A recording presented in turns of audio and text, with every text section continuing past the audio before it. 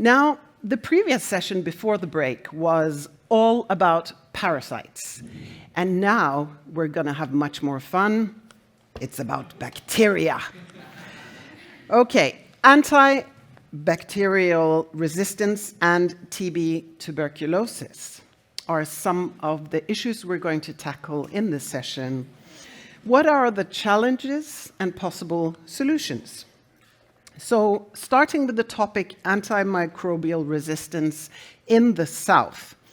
Our first speaker works in the infectious diseases research group at the University of Bergen and Haukeland University Hospital.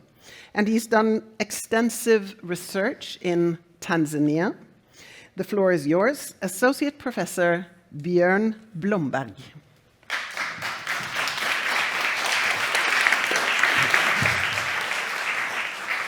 Good morning, everybody, and thank you so much for the invitation. And congratulations to Professor Røstenberg for the prize and the important work and the very inspiring video that we saw. So I've been asked to talk about antimicrobial resistance. By the way, is it possible to get this screen on? So I don't turn around all the time. Okay, so I got interested in global health when I was a student. So this is a couple of years ago when I was a student in Honduras and working in a village development project there for a couple of months. So I saw the importance of the global diseases. And after that, I had the fortune to work with tuberculosis. So I was in World Health Organization for 2 years. And later on, I've been working on-off with TB. So that's actually my favorite disease, if it's allowed to say that. So I always have to show one slide. This is, by the way, one patient we had recently who had a multi-drug resistant tuberculosis.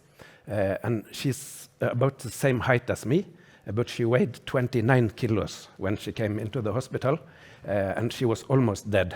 But she had received wrong treatment because her tuberculosis was multi-drug resistant.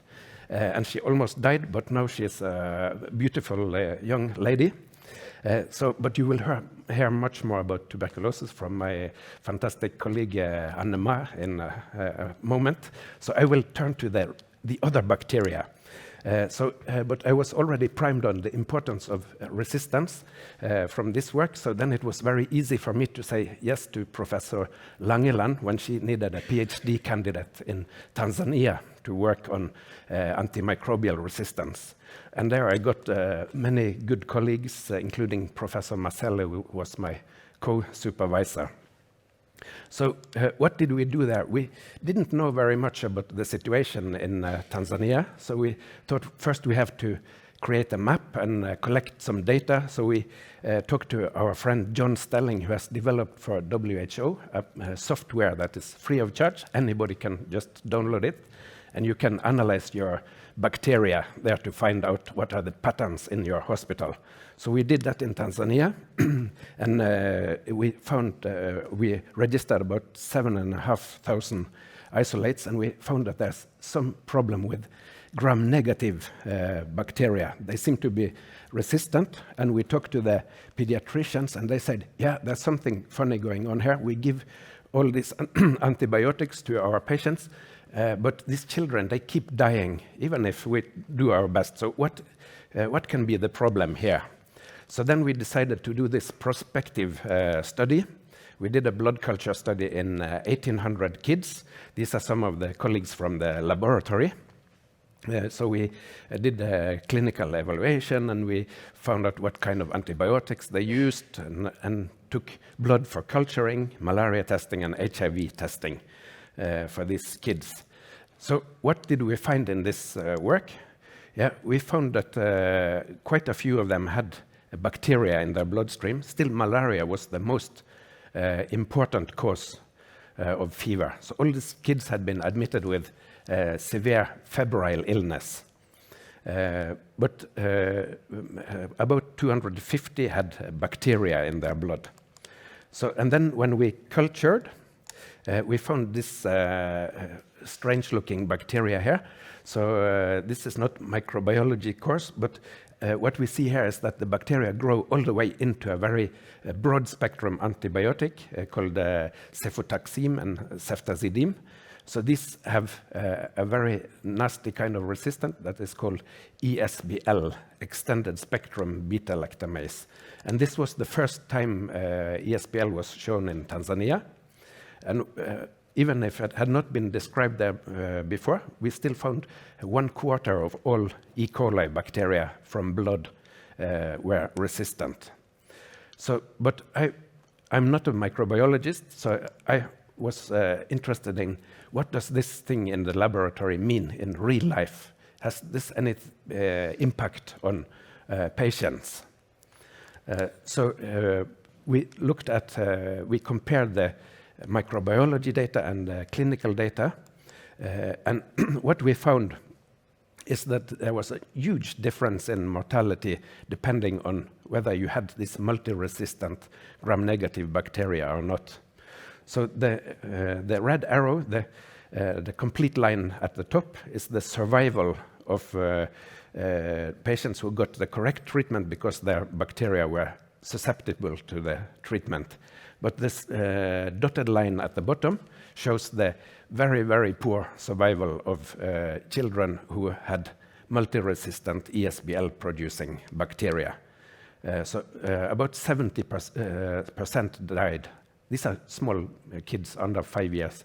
And if you think that looks very bad, there's another study from Ethiopia that showed 100%. So it is really bad. So later on, we have done several studies to look at the same issues. So here we repeated 15 years later in 2,000 children also in Dar es Salaam area in Tanzania. This time we found 230 kids who had bacteria in their blood, and 135 of them were these gram-negative bacteria that they have very big problem with resistance. And this time it had increased from 25% to 50% with this multi-drug resistance called ESBL. And these are the photos of my excellent colleagues from Tanzania, Sabrina Moyo and Joel Manyahi, who has done their PhDs on on resistance work. So in this work, we see, luckily now, at least the mortality is a bit lower than it was in the first study, but still we find a significant difference that those babies who have resistant bacteria, they seem to die more than those who have susceptible bacteria. And it is not only we have studied this, there's a lot of work on it. Now, just a little over a month ago, there was a big paper in Lancet Infectious Diseases it was a multi-center study from several African countries. But they've done some very advanced statistical methods, much more than what we did. So instead of comparing directly the resistant and non-resistant bacteria, they've compared to matched controls without infection and then compared the risks to each other. Again, very complicated. But they found actually there's no statistical significant difference in their study. Although when we eyeball this, it looks like there is a bit of a difference somehow. So anyway, we have been doing many other studies. We did two studies in Zanzibar with 1,500 patients altogether. This is the PhD work of Annette Onken on the right in the photo there. And again, we find a lot of ESBL resistance in gram-negatives. Also, we find a lot of typhoid fever. And Salmonella typhi was the one most common bacteria in blood culture in our study in Zanzibar. And here we found that almost all of them had multi-drug resistance, and 2/3 also had ciprofloxacin resistance. And although this is in principle a 100% treatable disease, still the mortality rate here is about 10%. So, and yeah, among other things we have done on resistance, we had one outbreak. This is a couple of about 2 decades ago now, actually. But there was an outbreak of meningitis in newborn in this rural hospital in northern Tanzania, where they found a very high mortality rate. And we sent our colleague, Hogne Vågland, there. He was fresh, right out of the medical studies, and this hospital didn't have any laboratory at that time. So he went there and he basically started cooking blood agars on this small stove that you see there. And he has some nice stories when this thing explodes and there's blood agar on the walls and everything. But incredibly enough, he managed to culture the bacteria from the spinal fluids of the babies, and he found Salmonella enteritidis meningitis, non-typhoid Salmonella, to be the cause. And it was again resistant to ampicillin, which was the empirical treatment together with gentamicin. So they couldn't afford to change to another antibiotic, but by hygienic measures, they managed to get rid of this problem. So then we have published over 30 papers with more and more bad news, and in the end we start to get depressed about all this. So we find 68% of babies have these ESBLs on their bodies. When in the hospital, we find resistance is spreading in small viruses between bacteria, from one bacteria to another bacteria. And then we find also now there's coming resistance to carbapenem. Carbapenem is what we call in our hospital the atomic bomb. It kills all bacteria, and including all the good ones, and sometimes the patient also. Now this is it's the last resort antibiotic, but now it is also getting resistant in Tanzania. So, apart from this depressing news, we need to look forward and look for solutions, and we have to open our eyes. So what we want to do now is to do interventions, or to look at what are possible interventions to reduce this problem. So one of the things we want to look at is in HIV patients. So this is a CT scan of an HIV patient with pneumocystis pneumonia, which is a major killer of HIV patients. And about 8 years ago, the World Health Organization changed their recommendation that all HIV patients in endemic countries should be on cotrimoxazole or Bactrim basically for the rest of their life. Even if they get good immunity, they should still remain on cotrimoxazole.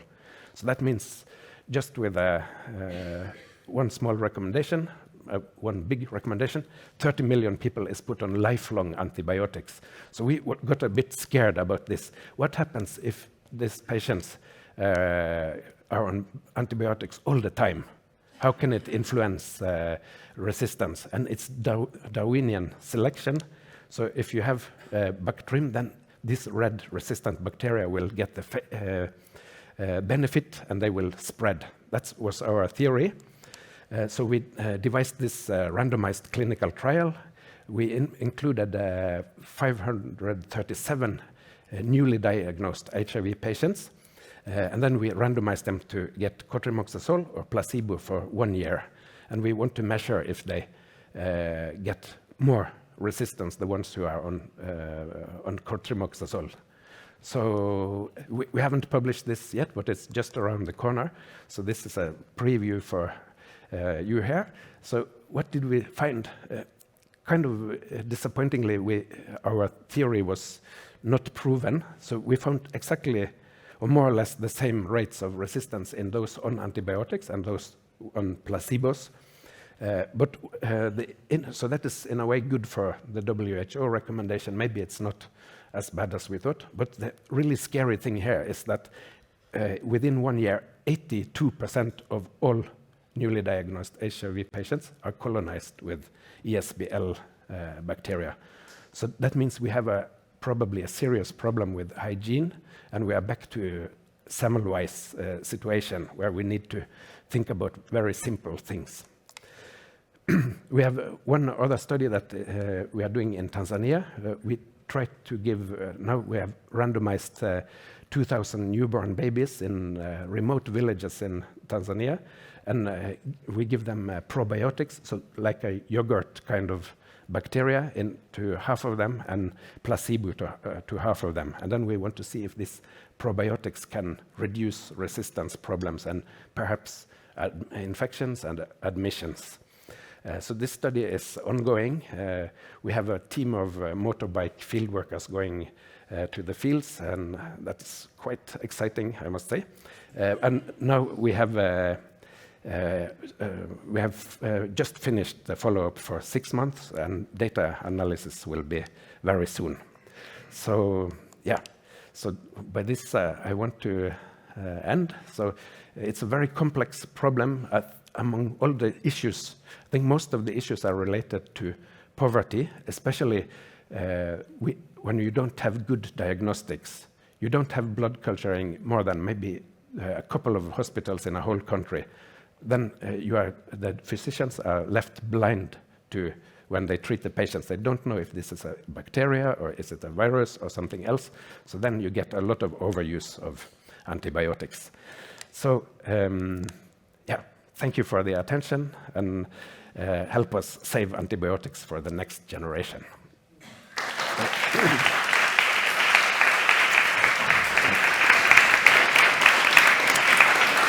So